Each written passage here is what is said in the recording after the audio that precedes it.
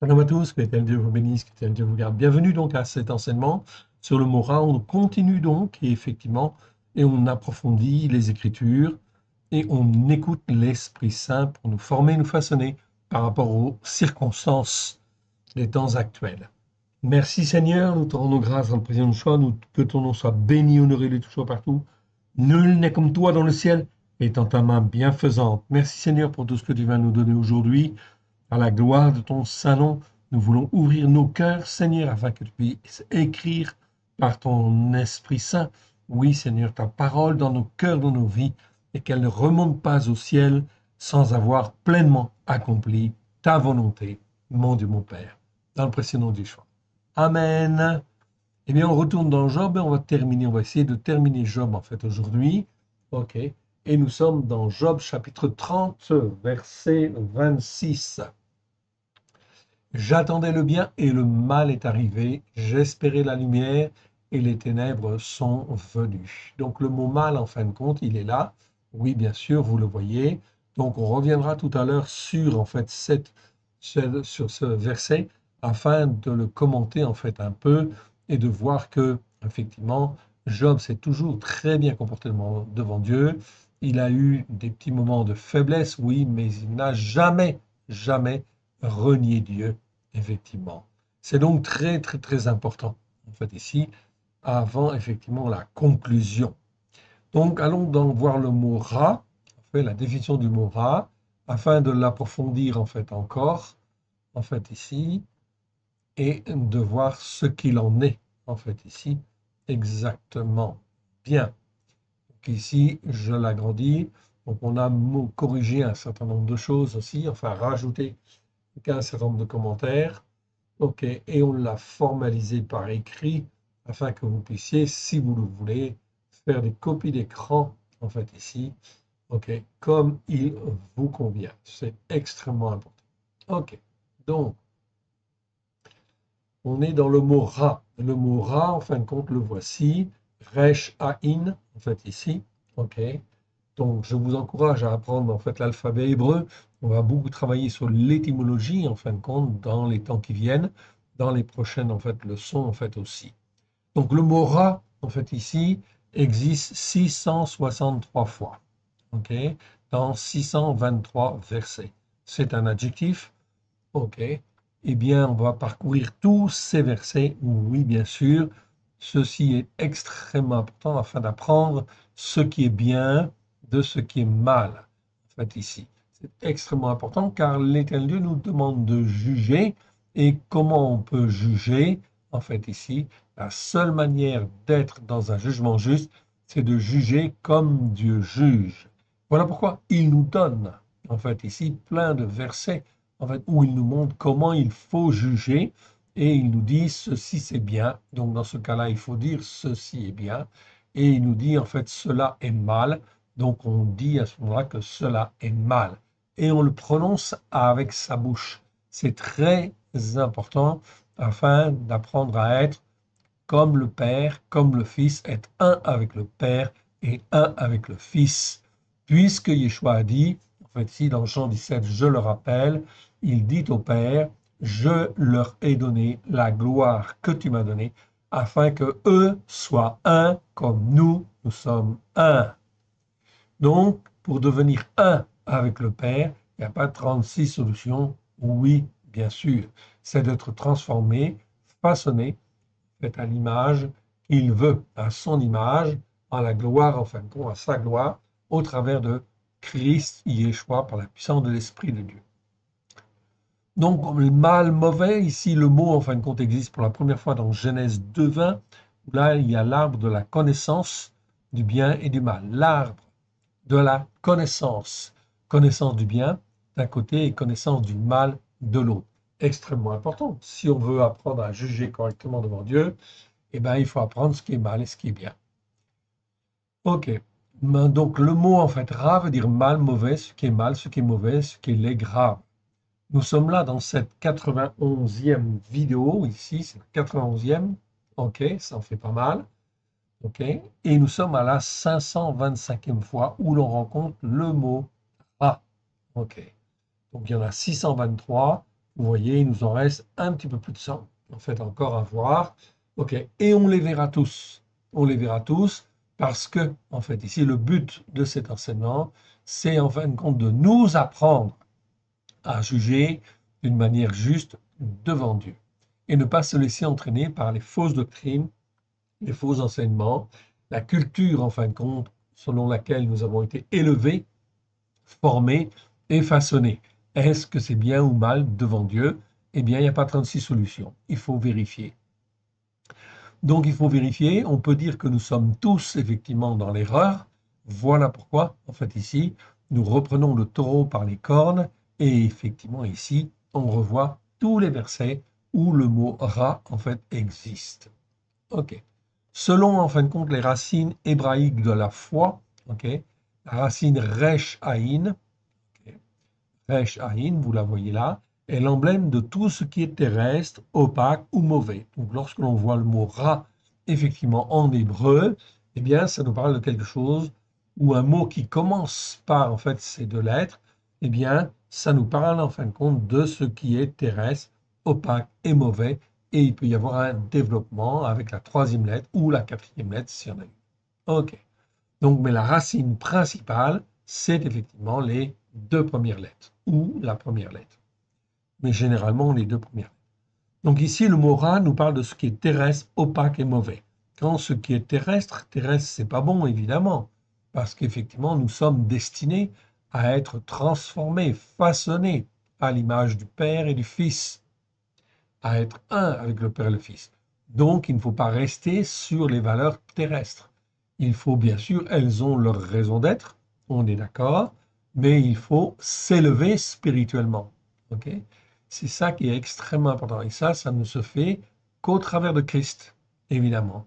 Il faut que le sang de l'agneau nous lave, nous purifie, nous sanctifie, et qu'on devienne des vierges, oui, et des vierges sages plutôt que folles. Donc la folle, elle ne va pas s'instruire, elle peut rester dans des valeurs terrestres, ok, et ne pas vouloir s'élever, en fait, ici, dans la connaissance du Père et du Fils. Donc ça pose problème, effectivement. C'est pour ça que les vierges folles, en fait, ici, ne rentrent pas dans le royaume. Souvenez-vous de la parabole des 10 vierges. C'est quand même clair. Donc ici, en fait, on parle donc de ce qui est en fait mal devant Dieu.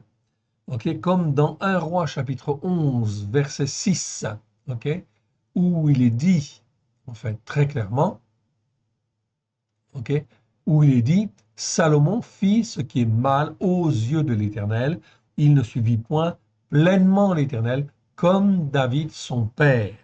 Donc le père, en fait, ici, David, oui, il avait un cœur pour servir Dieu, oui, il a fait des erreurs, oui, mais il a demandé pardon, et il a été lavé, en fin de compte, de ses, en fait, transgressions, effectivement.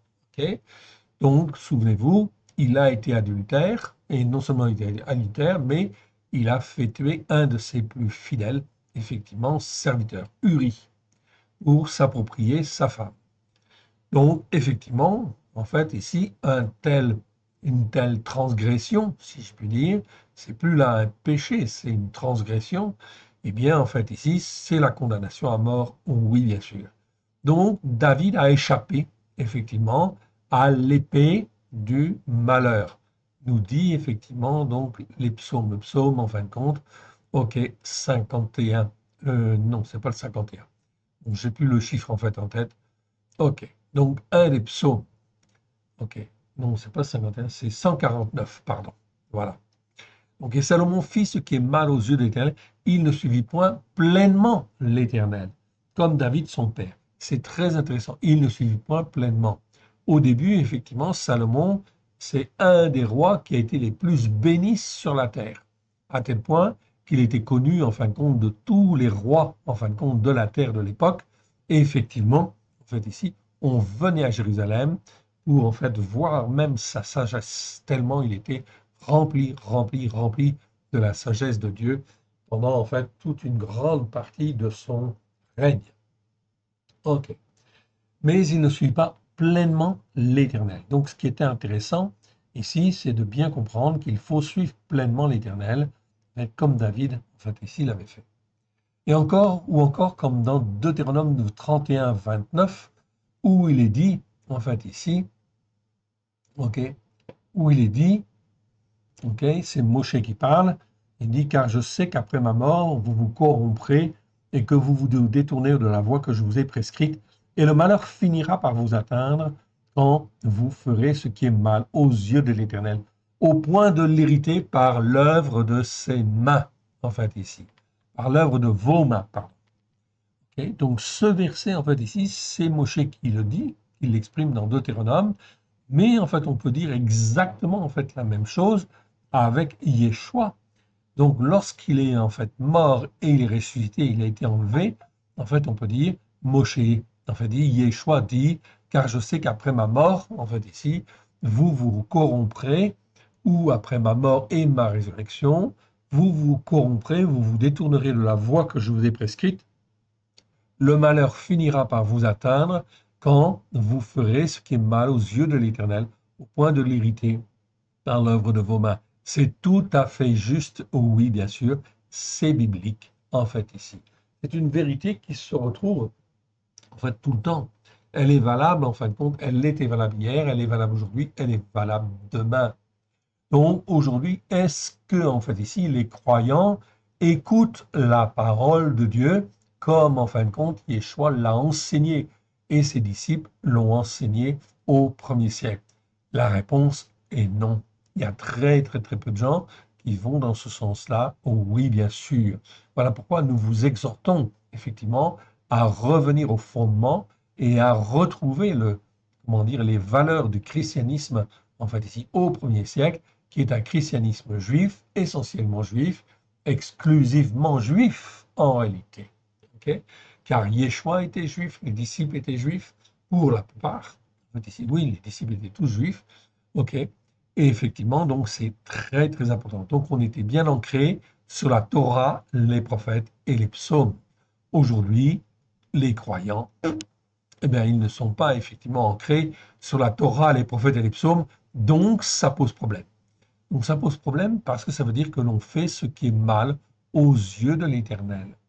Et donc, en conséquence, le malheur, en fait, ici, ne peut qu'arriver. La seule chose qui ne peut venir, en fait, ici, aujourd'hui, c'est effectivement le malheur. On sait pourtant que Yeshua va revenir, mais, en fait, ici, il y aura des temps de détresse, en fait, ici, et le jour de l'Éternel est un jour de ténèbres et de colère, en fait, ici. OK? Qui vient, en fait, ici. Le fait de dire en fait ce qui est mal, ils ont fait ce qui est mal aux yeux de l'Éternel, cette expression il fit ce qui est mal devant l'Éternel ou aux yeux de l'Éternel existe en fin de compte, ok, plus de 60 fois dans les Écritures. On les a tous vus déjà dans les vidéos précédentes. Ok, donc 60 fois en fait ici. Et elles concernent principalement en fin de compte des dirigeants. Oui, des rois en fait ici la plupart du temps, ou des sacrificateurs. OK, nous avons vu tous ces versets. Je vous renvoie donc aux vidéos. OK, ils ont fait ce qui est mal devant Dieu, donc ils ont été condamnés. Oui, bien sûr, et le malheur est venu sur eux. Aussi, on peut dire d'une manière en fait tout à fait parallèle, Macron, pourquoi Macron? Ben, tout simplement parce que c'est notre président d'une part et que tout le monde en fait le connaît effectivement et qu'il a un rayonnement en fait mondial. Oh oui, bien sûr. OK, pourquoi? Parce que l'Éternel Dieu a toujours donné à la France une aura, c'est-à-dire en fait une écoute en fait au niveau international qui est en fin de compte très importante car l'Éternel Dieu en fait ici, se sert de la France pour accomplir son œuvre. OK. Macron, notre président, au jour d'aujourd'hui, pour que les choses soient claires, en fait ici, est-ce qu'il fait ce qui est bien ou est-ce qu'il fait ce qui est mal? Nous avons expliqué que Macron, notre président, est un insensé en regard des Écritures. Pourquoi? Parce qu'il ne les connaît pas. Il ne les connaît pas et il ne les met pas en pratique. Donc, comme il ne les connaît pas et ne les met pas en pratique, il est un insensé. Hein. Donc, il ne connaît pas les Écritures. Donc, il se comporte comme un insensé. Oui. Et il persiste à faire ce qui est mal aux yeux de l'Éternel. On l'a démontré dans les vidéos précédentes.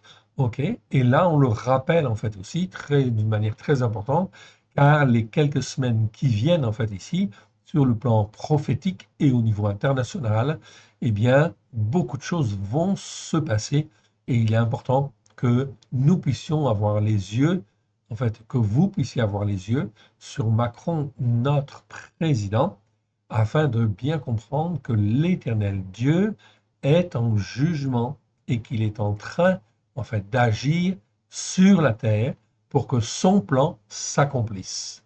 Donc Macron, notre président, est un insensé en regard des Écritures et persiste à faire ce qui est mal aux yeux de l'Éternel.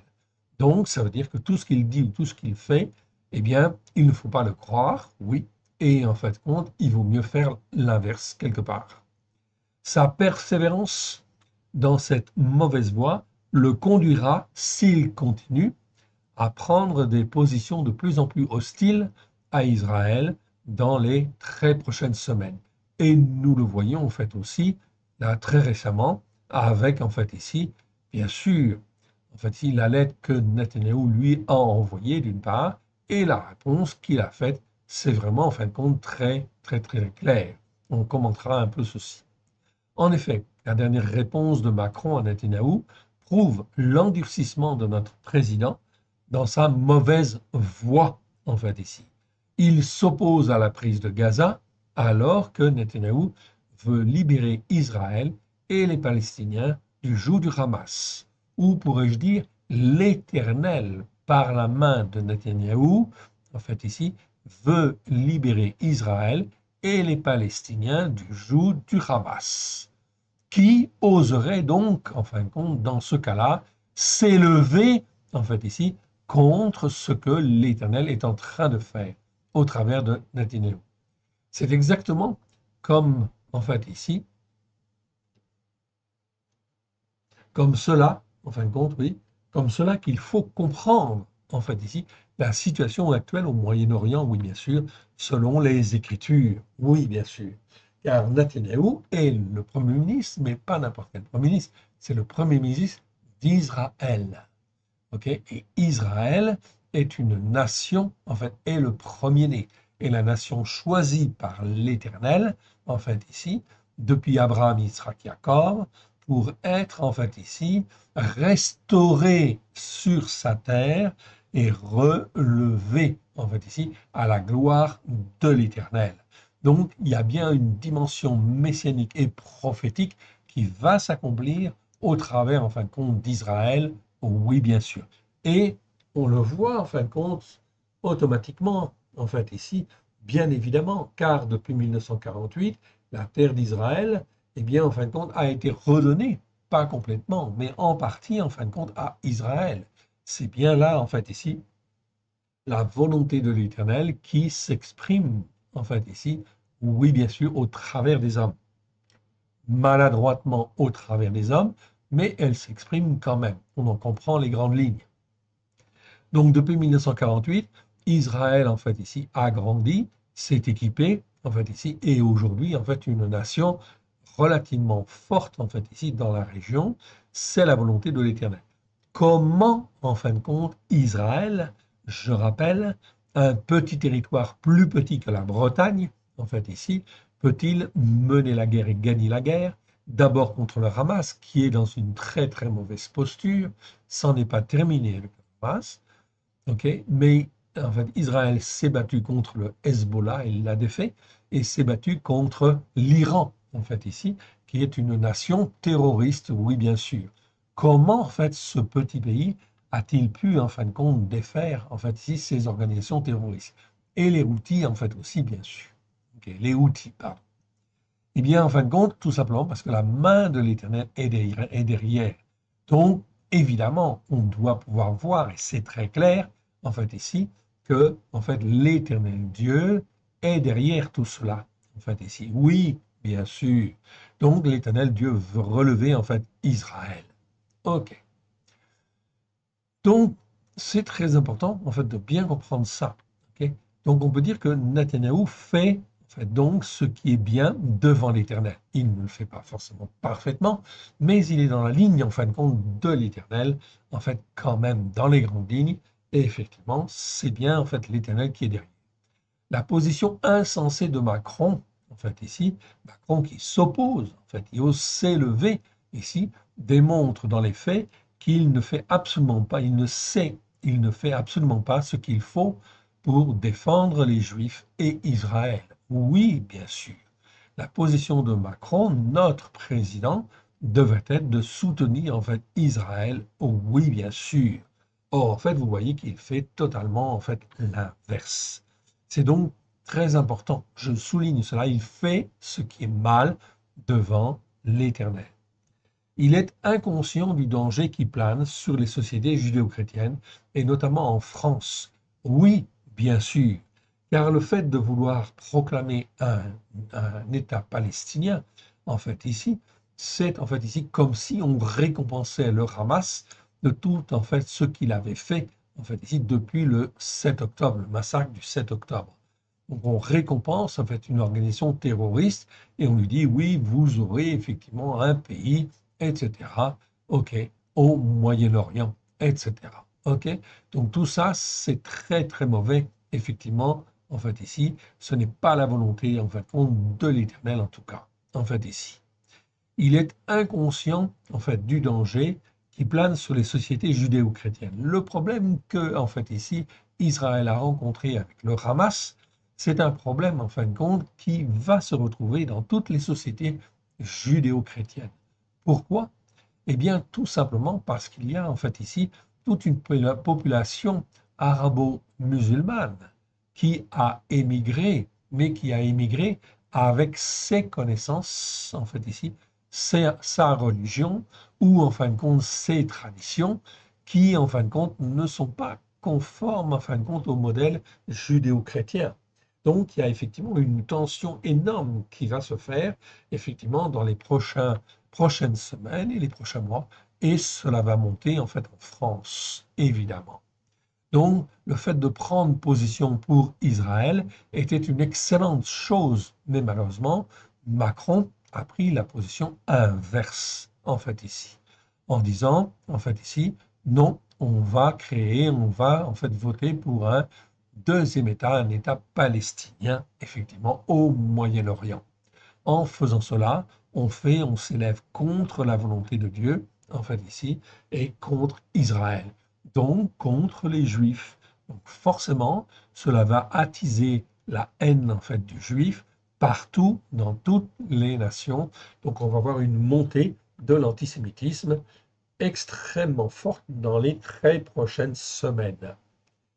Ok. Donc tout cela, effectivement, c'est la position de Macron qui, en fin de compte, là, est le principal instigateur. Il ne se rend pas compte lui-même. Le Hamas a affirmé vouloir détruire, ça tout le monde le sait, détruire Israël. C'est écrit, en fin de compte, dans sa charte. Donc cela veut dire, en fin de compte, ok, que l'on ne peut pas accepter ça. Comment le chef d'une nation peut-il laisser subsister une organisation terroriste et ne pas soutenir ceux qui la combattent, en fait, ici? Point d'interrogation, évidemment. Donc ça, c'est effectivement très clair. Le Hamas, le Hezbollah, en fait, ici, ok, les Houthis et le régime terroriste de l'Iran subsistent à cause de quoi? À cause de l'insuffisance, justement, des actions des nations dites civilisées ou judéo-chrétiennes, ok, pour combattre ce qui est mal devant Dieu. Ils n'ont pas la notion, en fin de compte, de ce qui est mal, en fait, ici. Là, on souligne dans cet enseignement l'importance de savoir ce qui est bien et ce qui est mal. Oui, bien sûr, car si en fait je tolère ce qui est mal, en fait ici, eh bien, en fait, on va être dans la confusion. Oui. Et c'est ce qui se passe avec nos sociétés, en fait ici, où c'est la confusion parce qu'on ne distingue pas ce qui est bien, ce qui est mal. Alors que dès le départ, l'Éternel Dieu avait planté, en fait ici, un arbre de la connaissance du bien et du mal. Okay. Donc, ces deux choses, en fin de compte, sont bien séparées, en fait, ici, normalement. Donc, dans le plan, en fin de compte, de Dieu, ce qui est mal, ce qui est bien est bien. On ne peut pas confondre, on ne peut pas appeler, en fait, le mal bien ou le bien mal, non. Donc il faut de la rigueur là-dessus, c'est vrai, effectivement, et il faut recaler les choses. La notion du bien et du mal n'est pas clairement définie, en fait, ici. Notre président, qui pourtant est de culture judéo-chrétienne au départ, dérape totalement dans sa prise de position contre Israël. Donc c'est important d'en prendre conscience, en fait, de le dire et, en fait, ici, de l'exprimer, en fait, aussi auprès, en fin de compte, des croyants. Oui, bien sûr. Il ne s'agit pas là en fait, de médire ou, en fin de compte, de maudire. Il s'agit, en fin de compte, de constater ce qui est bien et ce qui est mal et dire que ceci, c'est mal. L'Écriture dit que c'est mal, donc je m'écarte de ce qui est mal. Okay. Pourquoi en est-il ainsi, en fait, ici? Okay. La réponse, nous l'avons. Pourquoi, en fait, notre président, en fait, ici, dérape totalement dans sa prise de position? Pourquoi en est-il ainsi? La réponse, nous l'avons dans l'Écriture, en fait, ici. La réponse, nous l'avons dans les Écritures, et l'Éternel, notre Dieu, notre Père, nous le montre. Macron se déclare agnostique, en fait, ici. Agnostique, ça veut dire non-croyant, en fait, ici. Sans Dieu, ok. Mais un homme sans Dieu, en fait, ici, il est impuissant, en fait, ici, sur la terre. Il peut avoir, en fait, il peut même être un dictateur, en fait, ici. Il est impuissant, en fait, face aux puissances célestes, face à Satan. C'est pour ça qu'il est impuissant et est livré à l'influence des mauvais esprits, des esprits mauvais, des esprits de Bélial, de Satan, oui, à cause des péchés, des transgressions et des iniquités. Okay. C'est très important de comprendre cela. Un homme, un descendant d'Adam, est dépourvu de force. Okay. C'est pour ça qu'en fin de compte, un descendant d'Adam doit devenir un ish, c'est-à-dire un homme qui s'attache à Dieu, en fait ici, et qui reçoit de Dieu, en fait ici, l'enseignement, en fait, pour distinguer ce qui est bien et ce qui est mal, et la puissance, en fait ici, d'être formé, façonné, et d'être un homme et une femme debout, en fait ici. Oui. Donc forcément, ça nécessite une formation, des instructions et des prises de position, un apprentissage de ce qui est bien, de ce qui est mal.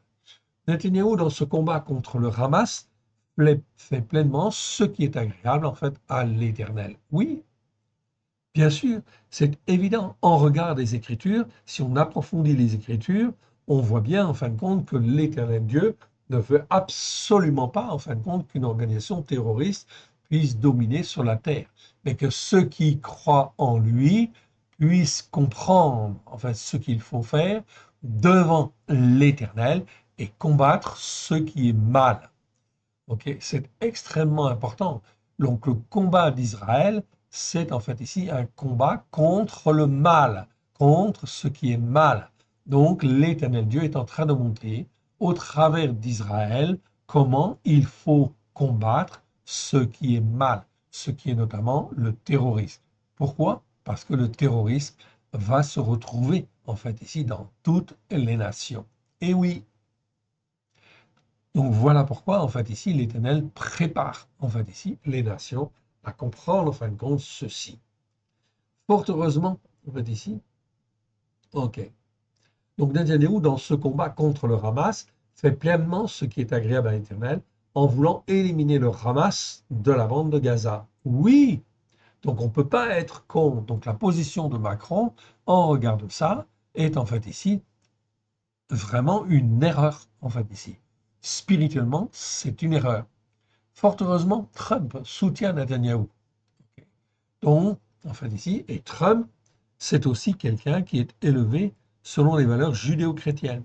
Il est le chef d'une nation élevée sur les valeurs judéo-chrétiennes. Okay. Au contraire de Macron, okay, a pris en fait ici une position, a pris position et fait ce qui est bien devant l'Éternel. Oui, là en soutenant en fait Israël, l'Éternel Dieu montre à toutes les nations comment en fin de compte il faut faire. Oui, il faut soutenir Israël dans ce combat, oui bien sûr. Trump a fait le bon choix. C'est conforme à la Torah. Okay. Même s'il a été élevé des valeurs judéo-chrétiennes, lui, il a fait un bon choix. Ce n'est pas le cas de toutes les nations ou de tous les croyants. Ils sont élevés sur les nations, sur les valeurs judéo-chrétiennes. Ok, donc Trump a fait le bon choix, c'est conforme à la Torah, au psaume, à la lumière même de Yeshua. De plus, Trump combat avec efficacité tout mouvement pro-palestinien, en fait ici. Ok, donc certains se sont un peu offusqués effectivement de la position de Trump, intransigeante vis-à-vis en fin de compte de toutes les organisations pro-palestiniennes. En fin de compte, Trump, c'est un homme entier et il a raison en fin de compte dans ce combat-là. Pourquoi? Parce que en fin de compte, les mouvements pro-palestiniens sont en fin de compte pro-Hamas et contre Israël.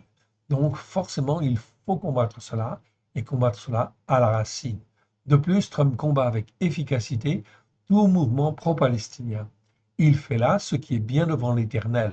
Et il est en train de montrer, en fait ici, l'exemple à toutes les nations, en fait, dites chrétiennes ou judéo-chrétiennes, qui ne font pas, en fait ici, encore on a entendu, en fait ici, hier ou avant-hier, en fait ici aux nouvelles, que l'Angleterre a accepté dans ses universités des étudiants pro-palestiniens. Okay, mais c'est une erreur, en fait, ici. Tu ne peux pas faire ce genre de choses normalement. Sinon, en fin de compte, ça va poser problème. Il faut absolument que l'étranger qui rentre dans ton pays respecte les lois du pays. Et effectivement, il vaut mieux que les lois du pays soient effectivement conformes à la Torah ou le plus proche de la Torah. Et effectivement, d'obliger, en fin de compte, les étrangers à vivre selon tes lois. Okay. Comme en fait en Israël, en fait, ici, la seule loi qui était acceptable en Israël, l'Éternel Dieu le dit en fait à Moshe, ok, je te donne la terre de Canaan, et sur la terre de Canaan, en fait ici, il y aura une seule Torah, et pour le juif et pour l'étranger. Donc sur la terre de Canaan, qui est donnée à Israël, il ne devrait y avoir qu'une seule loi, une seule Torah. Donc, est-ce que c'est normal que Israël récupère la Cisjordanie et Gaza? La réponse est conforme, en fait, ici, à la Torah. Oui. Alors, les nations ne sont pas forcément d'accord, et en fait, Macron n'est absolument pas d'accord. Mais ça veut dire qu'on s'élève contre Dieu. Macron n'a rien compris. Okay, il s'enferme dans son orgueil et son entêtement.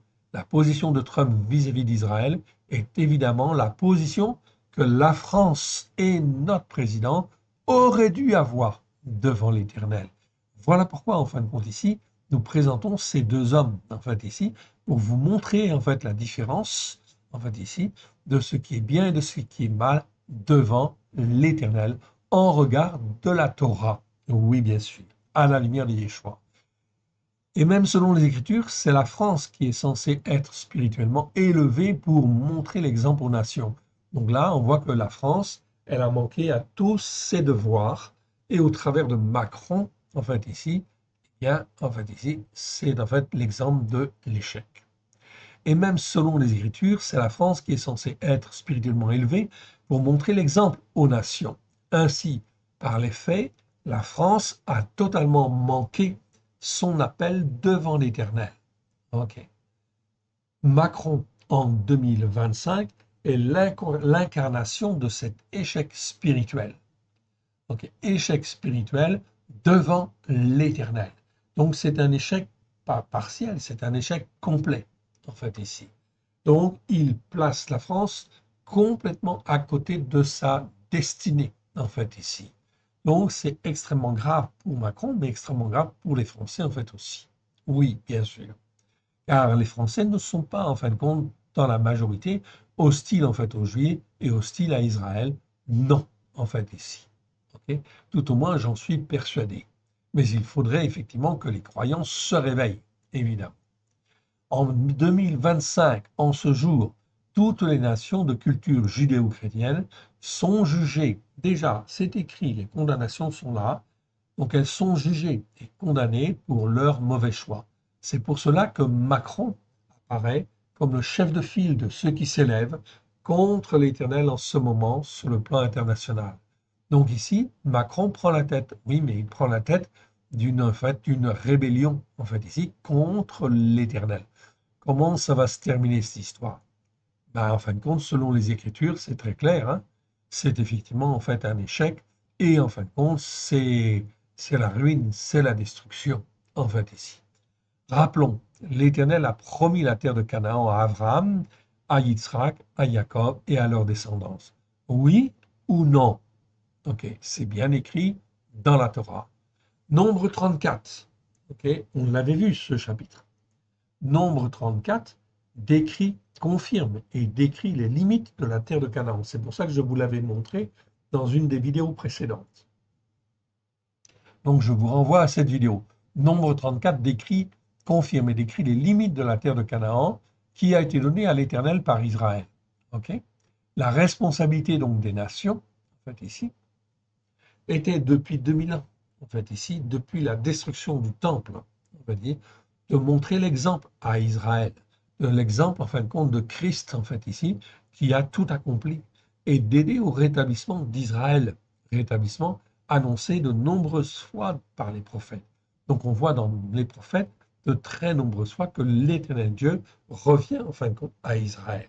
Mais en fait ici, les nations, en fait ici, n'ont pas écouté. 2000 ans. OK? 2000 ans en fin de compte. OK? Donc c'est beaucoup, effectivement, et c'est tout, en fin de compte. Donc ça n'ira pas beaucoup plus loin, effectivement. Donc on est dans les temps de la fin, en fait, ici. Pourquoi? Parce que 2000 ans, en fait, 1000 ans est comme un jour. 2000 ans, c'est 2 jours. Donc il y a 2 jours, effectivement, de Adam jusqu'à Abraham, 2 jours, en fin de compte, de Abraham jusqu'à Yeshua, ok, et 2 jours, en fin de compte, de Yeshua jusqu'à nous. En tout, ça fait donc 6 jours. Et le 7e jour, c'est quoi? C'est le Shabbat. C'est le jour du repos, le repos de l'Éternel. Donc, ce sont des réalités spirituelles qui montrent que nous sommes à la fin, en fin de compte, des temps, en fait ici, du temps des nations, et en fin de compte, que l'on va rentrer dans le millénaire, le règne, en fin de compte, de Christ bientôt. Mais avant que ce règne ne vienne, il y a les jugements qui doivent venir, les détresses qui doivent venir, afin, effectivement, que les uns et les autres qui se sont trompés, qui sont dans l'erreur, puissent se poser les bonnes questions et revenir se repentir s'ils veulent bien se repentir. Donc on voit que les nations depuis 2000 ans avaient un rôle à jouer par rapport à Israël. Okay, elles ont toutes manqué à leur devoir. Elles ont toutes fait preuve de prévarication. Ah, j'aime bien ce mot-là, en fait, ici, prévarication. C'est un vieux mot français qui est très peu utilisé aujourd'hui. Qu'est-ce que ça veut dire, prévarication? On le trouve dans la David Martin, effectivement. Okay, donc, c'était effectivement un mot qui n'est plus beaucoup utilisé aujourd'hui, mais prévarication est très parlant. Ça veut dire, en fait, manquer à son devoir, au devoir que l'Éternel Dieu a donné. Donc, en fait, ici, elles ont manqué, on peut dire, à la place de prédication, elles ont manqué à leur devoir devant l'Éternel depuis 2000 ans. Est-ce que c'est vrai? Est-ce que c'est pas vrai? En fait, c'est vrai. C'est un constat. Les Écritures sont là pour le témoigner, évidemment. Seuls les États-Unis, en fait, ici, ok, ont fait le bon choix en 2025 en soutenant en fait Israël. Vous voyez que le choix en fin de compte des États-Unis est un choix spirituel et est un choix en fin de compte extrêmement fort et bénéfique pour les États-Unis, oui bien sûr. Il y a des sanctions et bien sûr sur les États-Unis comme sur toutes les nations en fait ici, oui bien sûr, mais en fait ici quand même ici l'Éternel Dieu en fait ici va s'occuper spécialement des États-Unis, oui bien sûr. Ok. Donc seuls les États-Unis ont fait le bon choix en 2025. Selon les Écritures, le chef de la France, ok, devrait être le premier à soutenir Israël. Ok. Ok. Ça, c'est extrêmement important. C'est à souligner en fin de compte, ok. Et en fin de compte, ici, même à mettre en grâce, si on veut. Ok. Selon les Écritures, le chef de la France devrait être le premier à soutenir Israël. Donc, devant, en fin de compte, les États-Unis, depuis que Rachi, c'est un commandateur juif de la tradition juive, qui, en fin de compte, a dévoilé et a révélé, en fin de compte, que le nom de la France en hébreu, c'était Tsarfat. Ok. Tsarfat, c'est le creuset, en fait, où l'on forme les bijoux, ce qu'il y a de plus précieux. Voilà pourquoi la France a un rôle au sens figuré extrêmement important. C'est en fin de compte de forger, façonner ce qu'il y a de plus précieux devant l'Éternel pour que les nations puissent être instruites et voir le chemin qu'il convient de prendre pour aider et soutenir Israël. Vous voyez, en fait, ici, que dans ce schéma-là, en fait, ici, en fait, la France est bien loin de son appel, en fait, ici. La France et Macron, il est complètement, en fait, à côté de la plaque. Désolé de le dire comme ça, c'est peut-être un petit peu franc-parler, mais ça exprime bien, en fait, ici. C'est vraiment pour vous montrer la position de Macron au niveau spirituel. J'espère qu'il va se repentir avant la nouvelle année, en fait, ici, et qu'il va revenir et ne pas décréter, en fait, ici, comme il l'a dit, en fait, ici, un État palestinien. En fait, ici, évidemment, à l'ONU. S'il le fait, alors là, tant pis pour lui. Ainsi, aussi bien que la France, ok, est donc très très loin, en fait, ici, de son appel, ok, aussi bien loin de son appel. Macron, en fait, ici, ok, qui devrait être spirituel, mais il n'est pas du tout spirituel, entraîne la France et beaucoup d'autres nations à être des opposants à Israël. Donc vous voyez que la démarche, en fin de compte, de Macron sur le plan spirituel, ok, elle est permise par l'Éternel Dieu parce que cela entraîne toutes les nations qui sont contre Israël. Il incite ainsi les nations à être rebelles à la volonté de l'Éternel. Cette attitude ne peut qu'en conduire, bien évidemment, au malheur, en fait ici, car elle fait ressortir et favorise l'antisémitisme caché des pays européens ou de culture européenne ou judéo-chrétienne. Ok. On l'a bien remarqué, Netanyahou, en fin de compte, a fait un courrier justement à Macron. Okay. Charles Kushner, en fait aussi, l'ambassadeur des États-Unis, en fait ici, l'ont remarqué et n'ont pas manqué de le souligner officiellement et publiquement sur la scène internationale. Et oui, mais c'est quoi ça? Ça, c'est un avertissement de l'Éternel Dieu, en fait ici, qui est en train de dire indirectement, en fait, à Macron, repens-toi, tu es sur une mauvaise voie, et en fin de compte, ok, écoute ces hommes-là qui te parlent, en fait, ici. Macron est en train de déraper, en fait, sous nos yeux, nous le voyons. L'Éternel le permet afin de nous instruire dans ce qui est bien et ce qui est mal, en fait, ici. Donc Macron est en train de déraper sous nos yeux par la grâce de l'Éternel. Trump soutient son ambassadeur, effectivement, qui avait pris position et qui a fait une lettre à Macron, ici, lui reprochant d'être insuffisamment, en fin de compte, actif dans la lutte contre, en fait, ici, les organisations pro-palestiniennes. Et il avait tout à fait raison. Oui, bien sûr, parce que c'est le terreau, effectivement, du terrorisme. Oui, bien sûr. OK. Mais il y a plusieurs voies par lesquelles le terrorisme rentre. Okay. Le fait qu'il y ait en fait une députée chez les LFI qui soit pro-palestinienne et qui le clame fortement, en fait ici, cette personne ne devrait même pas avoir le droit de parler en fait en France. En fait ici, non, certainement pas. Donc là, en fait ici, on n'est plus dans la liberté de langage. En fait ici, la liberté d'expression, tout cela, en fin de compte, c'est mélanger ce qui est bien et ce qui est mal. Il faut juger d'après ce que la Torah, en fin de compte, dit, les prophètes et les psaumes, à la lumière des choix. Donc Trump soutient son ambassadeur. De plus, Trump fait ce qui est bien au devant l'Éternel en supprimant toutes les subventions et les soutiens pro-palestiniens aux USA. Il a totalement raison. En réalité, Trump est en train de montrer, en fait ici, l'Éternel Dieu est en train de montrer au travers, en fait ici, de Trump, la position qu'il convient d'avoir en la matière. Oui, bien sûr, mais les nations européennes se considèrent plus intelligentes, plus ceci, plus cela, etc. OK, et effectivement, elles sont, en fait ici, dans l'erreur. Elles ne voient pas le danger, en fin de compte, venir. Ce que les nations n'ont pas compris, n'ont pas encore compris, oui, bien sûr. Donc, forcément, ça va faire mal, très, très, très mal. C'est la seule manière d'éradiquer les influences antisémites dans les temps qui viennent. Okay? La haine du juif est quelque chose d'extrêmement important car elle est liée en fait avec Dieu, en fait ici. Tout simplement pourquoi? Parce que Satan sait très bien. C'est très bien que Israël est le peuple choisi de Dieu. C'est le premier-né. Et donc Israël va être relevé. Donc pour, en fin de compte, Israël ne se relève pas, il faut l'exterminer. Donc voilà, Satan agit à droite et à gauche, au travers des nations, au travers des présidents, et il agit de plus en plus fortement au travers de notre président Macron. Voilà pourquoi, en fin de compte, Macron s'égare, en fait, ici, dans des voies extrêmement mauvaises. Par ces choses, on voit bien que nous sommes dans la fin des temps. Oui, ok, nous sommes là. Et que les pièces de l'échiquier final se mettent en place jusqu'à la venue de l'anomos.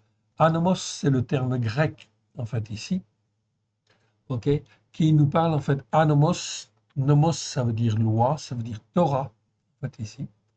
Et A, ça veut dire, en fait, l'absence. Donc, l'absence de Torah, en fait, ici. Ok, donc c'est le sans Torah, si vous voulez, qui est appelé en fait l'antéchrist ou l'impie, si vous voulez, l'impie qui doit venir. Oui, donc il y a effectivement en fait ici l'antéchrist, le sans Torah, qui doit régner. Pourquoi? Parce que les nations n'auront pas voulu écouter en fait ici et mettre en place en fait ici le soutien à Israël. Voilà pourquoi le choix, en fin de compte, de soutenir Israël est extrêmement important est fondamentale afin, effectivement, en fait, ici, de ne pas être sous la domination de l'Antichrist, le centaure, qui doit venir. Il va venir et qui va régner sur le monde entier. Il ne va pas régner seulement sur la France, il va régner sur le monde entier. Et l'Antéchrist est déjà là, il est vivant, en fait, ici. Ok, vous le voyez, mais vous ne savez pas qui c'est, en fait, ici. Mais il est vivant, en fait, ici. Ok. Et vous le voyez, l'Antéchrist qui doit venir. Okay. On connaît en fait les grandes lignes de ces événements à venir sur le plan prophétique. Les prophéties de Daniel et les prophéties de l'Apocalypse nous ont renseigné en fait très largement en fait ici sur le programme en fait ici des événements à venir. C'est écrit aussi. Encore faut-il savoir les lire et les comprendre, ce qui n'est malheureusement pas le cas en fait ici de Macron, notre président, qui dans son orgueil croit pouvoir influencer la destinée prophétique d'Israël. Non, c'est impossible. On ne peut pas changer, en fin de compte, la destinée d'Israël. La paix ne viendra pas au Moyen-Orient parce qu'il y aura deux États, un État palestinien et un État, en fait, juif, qui, en fin de compte, marchent bien ensemble. Ça, c'est vraiment, en fin de compte, ok, une vision, en fin de compte, machiavélique, en fait, ici. Donc, ici, c'est effectivement extrêmement important de bien comprendre cela. Tous les jugements en fait, qui entraînent ces malheurs sont tous écrits et mentionnés dans la Torah, les prophètes et les psaumes. La Brit Chadasha, c'est-à-dire le Nouveau Testament, vient confirmer et accomplir tout ce qui est déjà écrit depuis des siècles. Les hommes et même les croyants ne les voient pas à cause de l'aveuglement spirituel qui est sur eux. Ils sont dans les ténèbres, okay, qui règnent dans leur cœur et dans leur vie de façon certaine. Nous pouvons affirmer, en regard des enseignements faits sur le mont Ra, que tous ceux qui n'écoutent pas les enseignements de la Torah pour les mettre en pratique font ce qui est mal aux yeux de l'Éternel. Et oui, bien sûr. Alors les chrétiens vont dire, non, nous sommes sauvés par le sang de l'agneau, ok, et nous appartenons à Christ. Oui, mais c'est une erreur de penser ce que vous pensez ou raisonner mal, en fait ici, parce que vous ne savez pas distinguer ce qui est bien de ce qui est mal devant l'Éternel.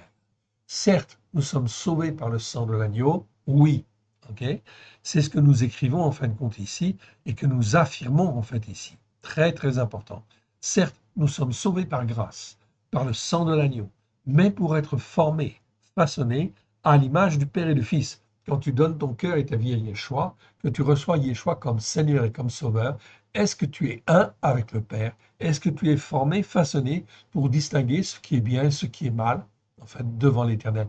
Non, tu ne le sais pas tout de suite. Il faut que tu apprennes. Donc, tu es racheté par grâce. Oui, merci Père. Merci Yeshua. Merci Esprit Saint. Oui, tu es racheté, tu deviens une vierge. ok? Une vierge, en fait, ici, pourvu que tu ne restes pas une vierge folle, mais une vierge sage. Donc la vierge, en fin de compte, eh bien, elle doit être formée. Or, en fait, ici, si, en fait, nous sommes sauvés par grâce, c'est pour être formés et façonnés. Nous avons absolument besoin de la Torah. Pourquoi? Parce que la Torah est la vérité. Psaume 119, verset 142, en fait, ici. Un autre passage nous dit que la Torah est parfaite, elle restaure l'âme. Comment tu vas restaurer ton âme si, en fin de compte, tu n'écoutes pas la Torah qui, elle, est parfaite pour restaurer l'âme? Psaume 19, en fait, ici, verset 7 ou 8, plutôt, en fin de compte, selon certaines versions. Donc on voit très clairement, je n'ai cité que ces deux versets, pour ne pas citer d'autres versets, mais là, on est très clairement, en fin de compte, dans la signification, en fin de compte, de l'écriture en résumé. Ainsi, tous les chrétiens de la théologie, en fin de compte, du remplacement, ok, tous les chrétiens de la théologie du remplacement sont dans l'erreur doctrinale. Les autorités religieuses nous ont menti et cette iniquité qui a perduré dans le temps au travers des siècles est devenue la tradition chrétienne. Oui, ok. Je suis né dans la culture chrétienne, catholique, oui.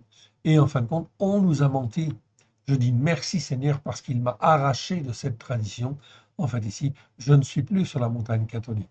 Je suis sur la montagne de Sion, la montagne, en fin de compte, de la vérité, en fait, ici. OK, sur la montagne de l'Éternel, la montagne sainte. OK. Cette iniquité, donc la tradition chrétienne, c'est devenu une iniquité. Cette iniquité entraîne inévitablement les croyants dans les péchés et les transgressions. En fait, ici, je ne vais pas les citer, ils sont trop nombreux, mais le fait, en fait, ici, de faire Noël, c'est en fait une transgression, c'est un péché et une transgression. En fait, ici, un péché pour ceux qui ne savent pas bien, parce qu'il manque le but, et une transgression pour ceux qui savent déjà. Même chose pour le Shabbat. Le Seigneur dit, en fait, ici, tu mettras à part le Shabbat, en fait, ici. Et si toi, tu ne le fais pas, eh bien, en fin de compte, et que tu sais que tu as lu qu'il fallait faire le Shabbat, eh bien, tu es plus dans le péché, tu es dans la transgression, en fait, ici. C'est-à-dire la révolte. Transgression, c'est la révolte contre Dieu, en fait, ici. Ok. Cette iniquité entraîne inévitablement les croyants dans les péchés et les transgressions.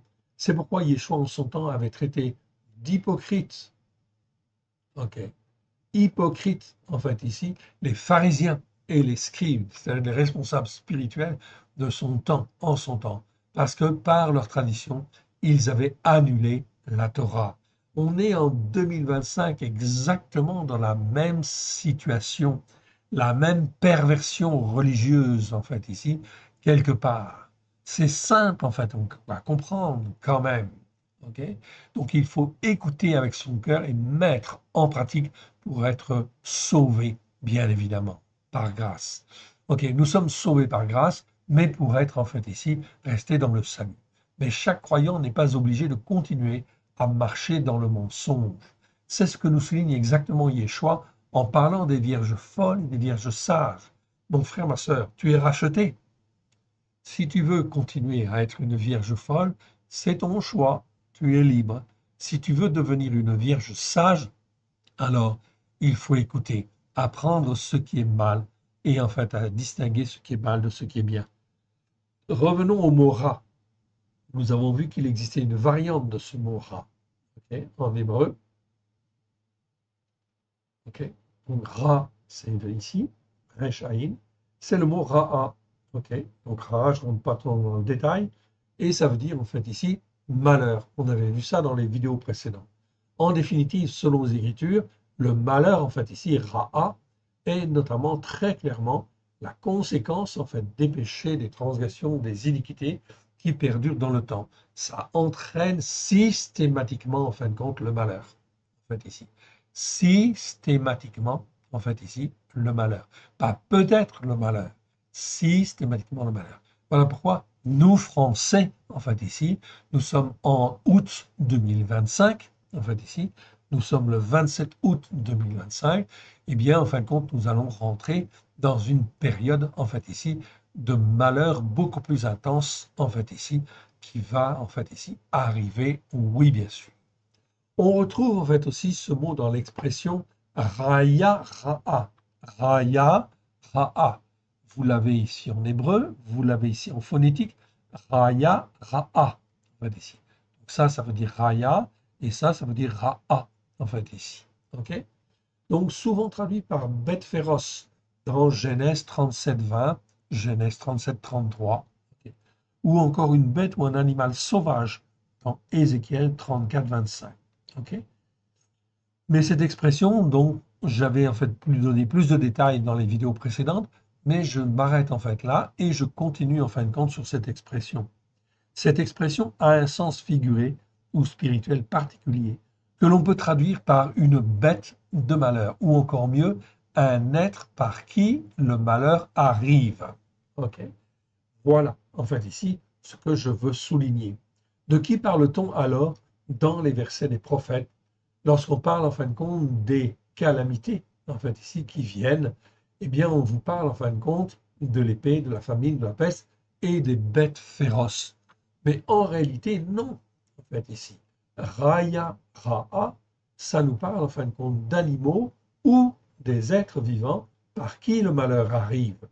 Donc, ça peut être, en fait, ici, des méduses qui rentrent, en fait, dans le canal d'alimentation des eaux, en fait, ici, à la centrale nucléaire de Gravelines, et on est obligé d'arrêter, effectivement, la centrale nucléaire parce que, en fait, les méduses, eh bien, ont tout bouché.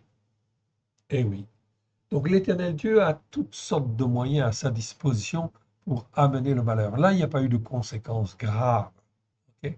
Mais ça peut être autre chose, bien évidemment. Ça peut être les rats qui amènent la peste, comme ça a été le cas, effectivement, à certaines époques, ou en fait les moustiques qui ramènent le chikungunya ou d'autres maladies, etc. Mais ça peut être aussi un être vivant par qui le malheur arrive. En 2025, l'Éternel, sur le plan prophétique, va donc amener les malheurs, l'épée, ok, la famine, la peste. J'ai déjà suffisamment détaillé, en fait, ici, ces fléaux, mais aussi les êtres de malheur, les êtres par qui le malheur arrive.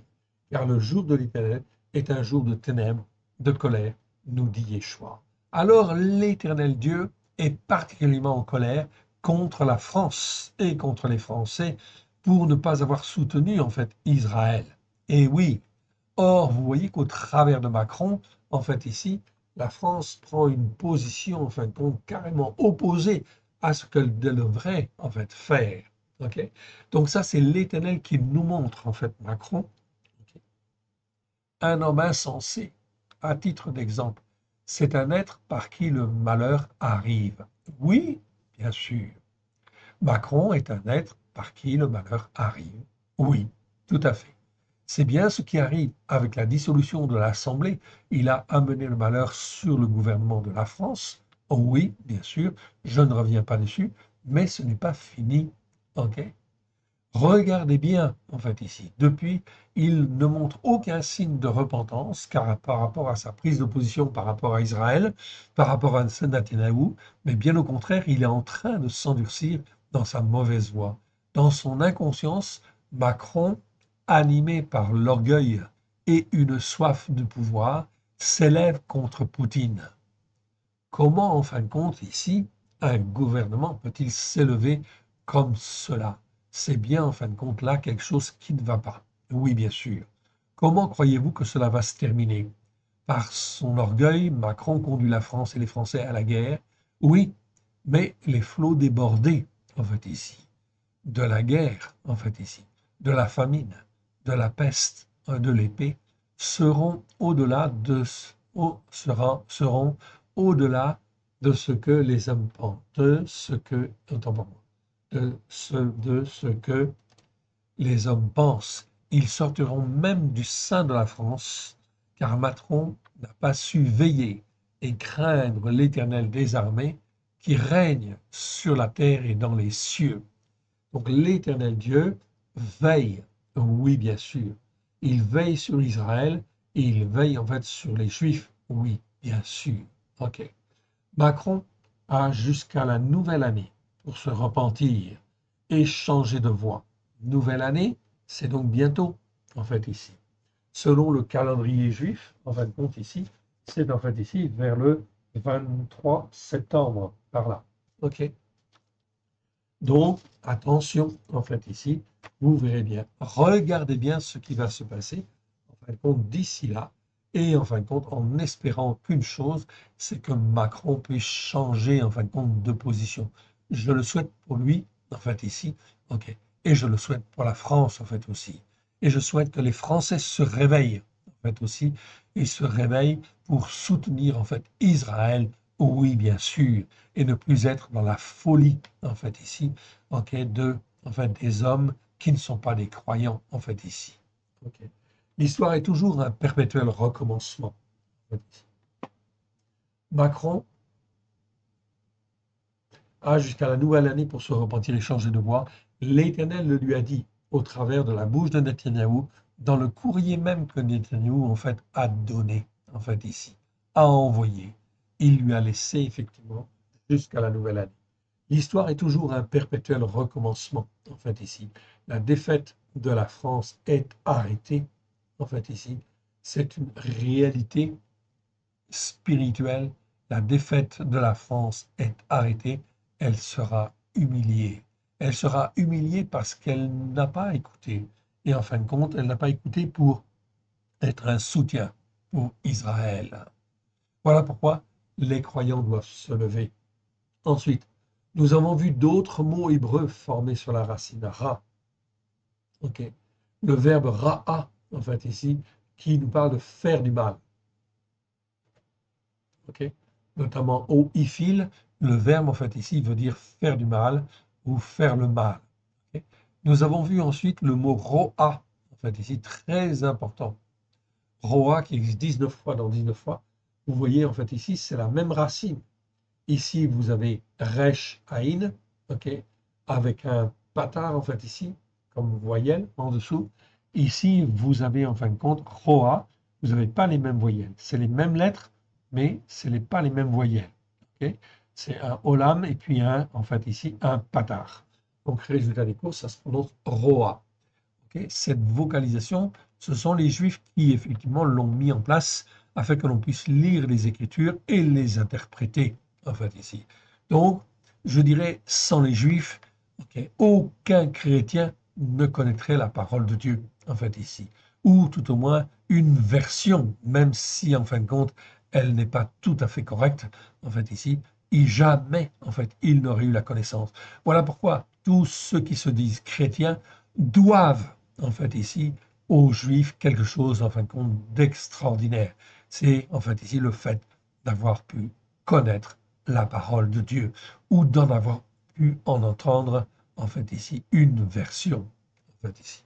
Donc, Roa, en fait, ici, est très importante. C'est un mot qui nous parle de, en fait, ici, de la dégradation, en fait, morale et spirituelle intense, où se mêlent malice, perversité, influence des esprits de Bélial. Donc, je vous avais souligné que le mot Roa, en fait, ici, décrivait quelque part un état de dégradation morale et spirituelle intense même de notre président, où se mêlent malice, perversité et influence, où là, en fin de compte, il cherche à se positionner au niveau international pour avoir, en fin de compte, une aura, en fait, ici, une aura politique, c'est-à-dire, en fait, une écoute politique. Il est en mal de reconnaissance, je dirais, quelque part. Donc, voilà pourquoi, avec beaucoup de malice et de perversité, il va s'immiscer, en fin de compte, dans le monde, en fait, arabe, en fait, ici, pour, en fin de compte, ici, tempérer avec, en fait, ici, les nations arabes, s'appuyer, en fait, bon, dessus, et avec, en fait, les chefs des nations européennes, en fait, ici, de créer un mouvement, en fin de compte, pour s'élever contre Israël et contre les États-Unis, évidemment. Ok.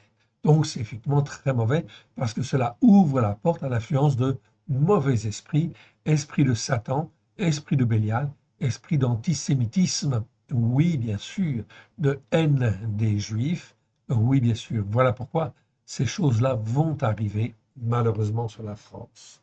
Donc, on est bien dans la dégradation morale et spirituelle. Donc, en fait, ici, espérons que Macron, en fait, ici, change de voie d'ici, en fin de compte, la fin septembre. On peut constater que ce mot est toujours mal traduit. Les traducteurs n'en avaient pas saisi la pertinence. On est bien d'accord. On avait vu le mot ra'av, qui veut dire en fait faim, qui lui est bien traduit. Et on avait vu le verbe ra'a, en fait ici, aussi très important, que lui je n'ai pas mis en fin de compte en bleu, mais que je peux souligner. Ra qui nous parle en fin de compte, ok, de tous les soins terrestres que l'on apporte aux peines, aux soucis, aux chagrins, aux afflictions, d'où le verbe paître qui en découle, ainsi que le mot pasteur. Pasteur berger, ça vient de ce verbe-là. Ok.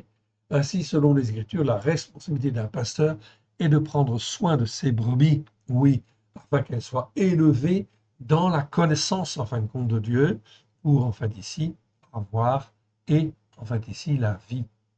Ra, en fait, ici, Resh, Aïn nous parle de ce qui est mal, ok, et nous parle de ce qui est la vie.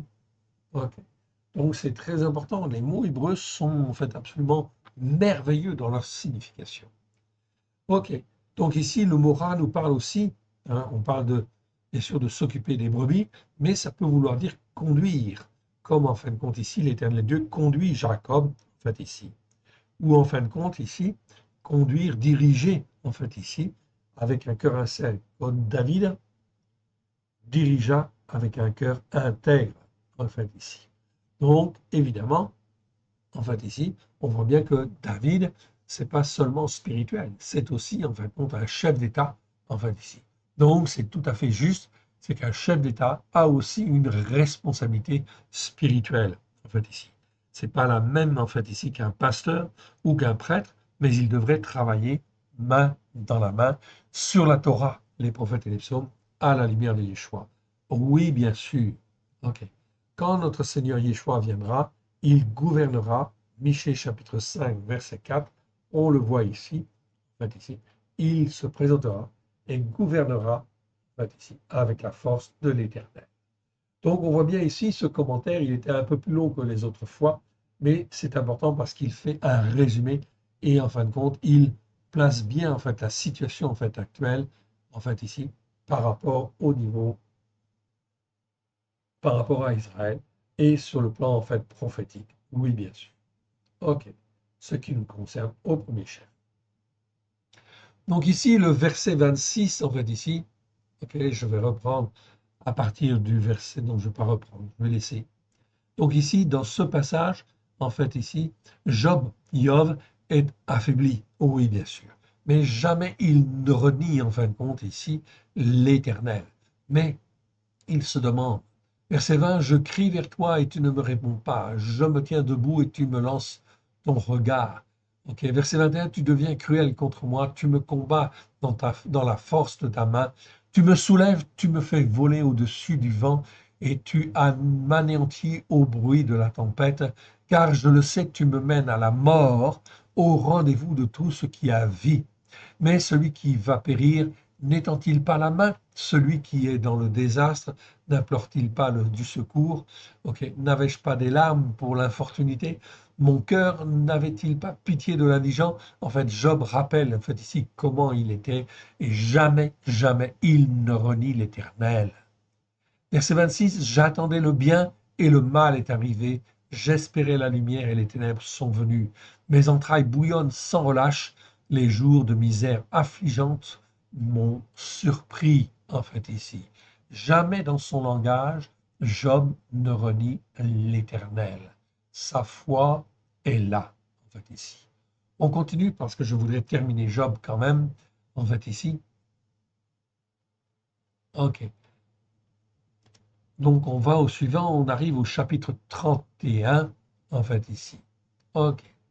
31, et je vais reprendre à partir du verset 24. 24. Si j'ai mis dans l'or ma confiance, si j'ai dit alors, tu es mon espoir, si je me suis réjoui de la grandeur de mes biens, donc je répète, Job 31, verset 24 à 40, jusqu'en bas. Si je me suis réjoui de la grandeur de mes biens, ok, de la quantité des richesses que j'avais acquises, si j'ai regardé le soleil quand il brillait, la lune quand elle s'avançait majestueuse, et si mon cœur s'est laissé séduire en secret, si ma main s'est portée sur ma bouche, c'est encore une iniquité que doivent punir les juges. J'aurais renié le Dieu d'en haut. Regardez, Ok. Nous sommes dans le chapitre 31, en fait, ici, de Job. Jamais Job n'a renié l'Éternel, malgré sa souffrance, malgré ses amis, ses faux amis, en fin de compte, qui sont là, soi-disant pour l'encourager, leur essayer de le conforter et tout ça, mais qui sont là comme des accusateurs, des instruments de Satan, en fait, ici, pour détruire Job.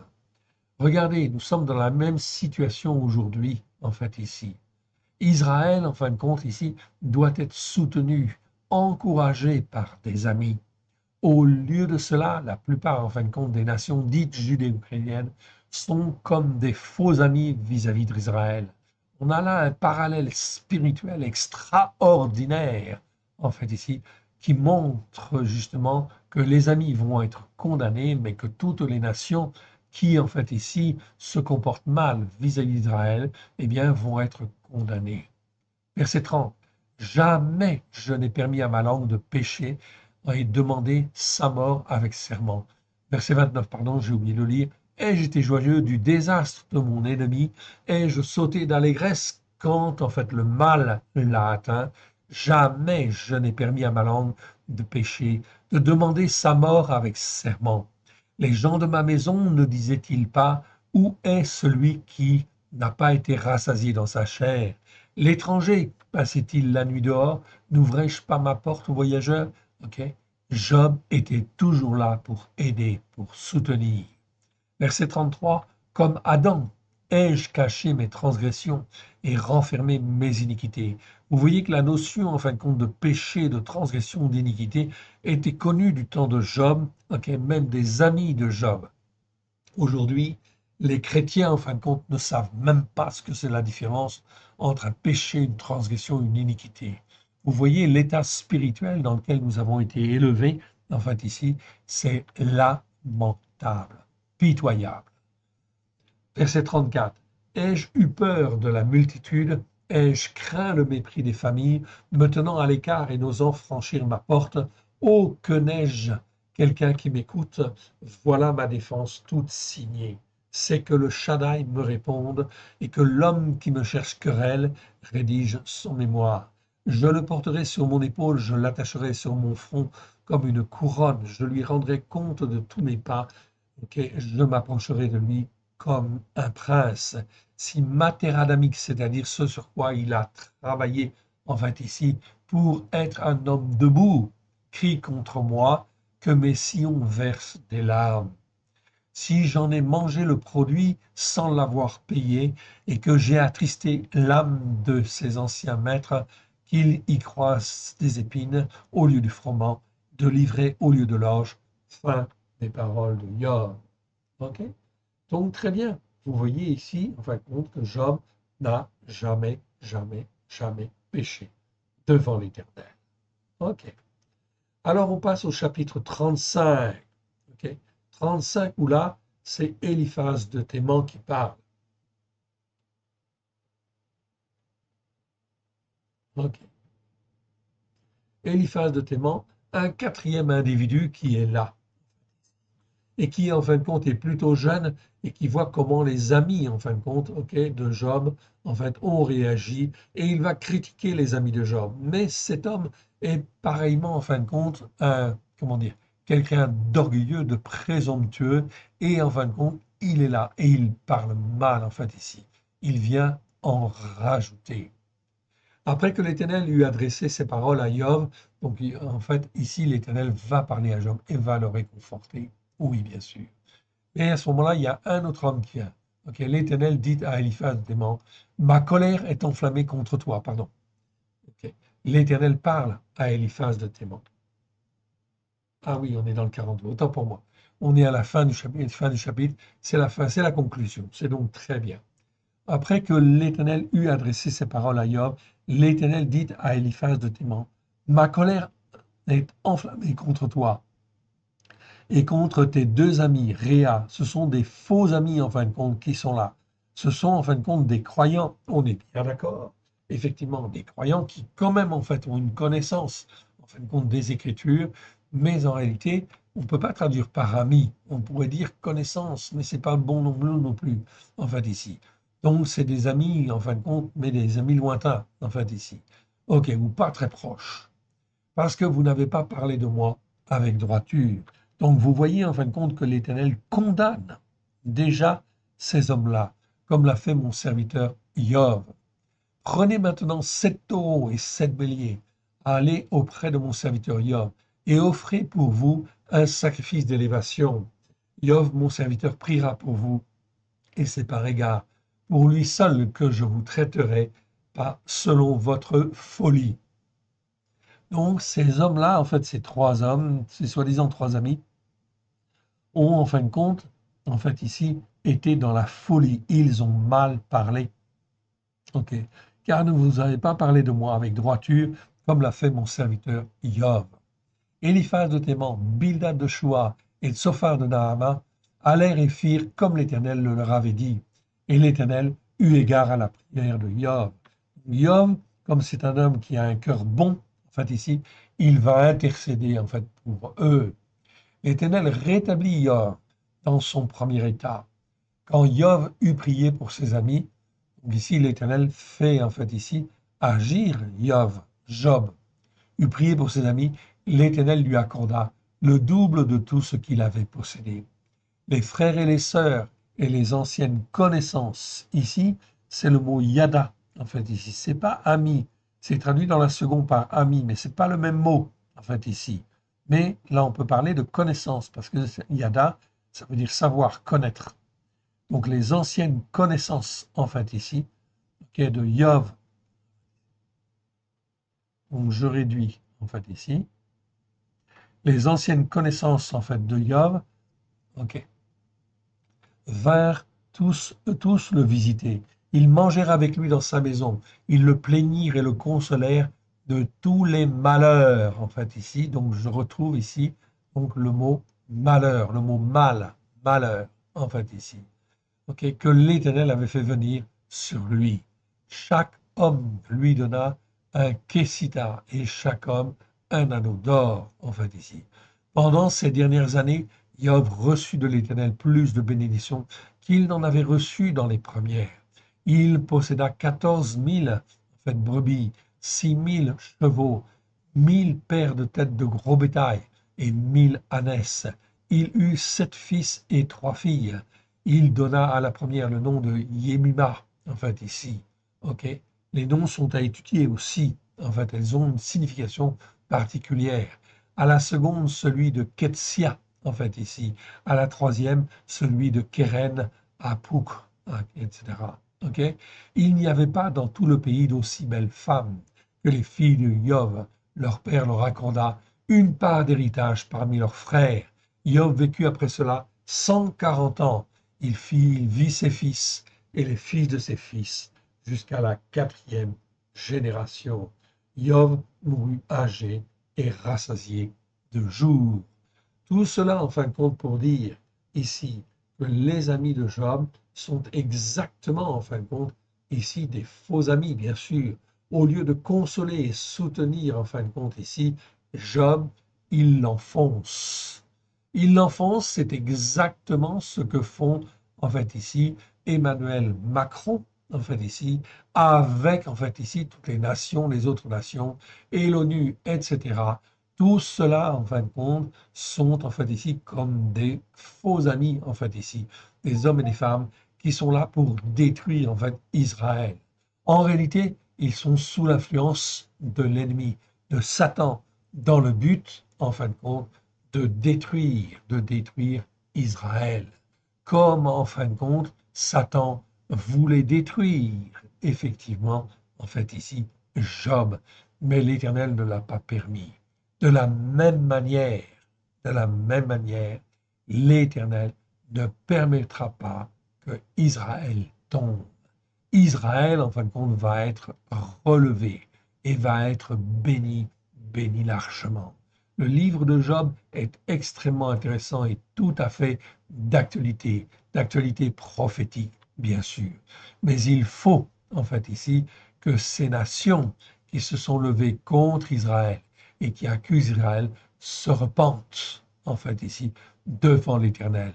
Car si elles ne se repentent pas, eh bien, ça va leur coûter cher parce qu'elles parlent mal.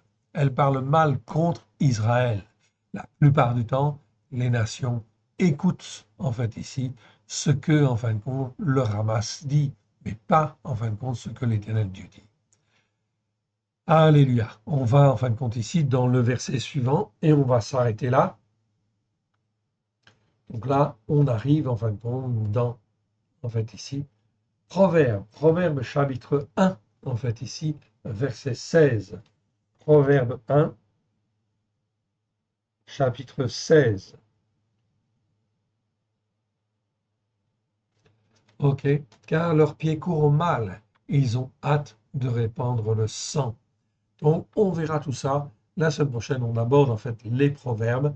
Donc, on verra une autre dimension, d'autres enseignements sur, effectivement, en fin de compte, le mot rat, évidemment, en fait, ici. Remettons ces quelques instants à l'Éternel, notre Dieu, notre Père.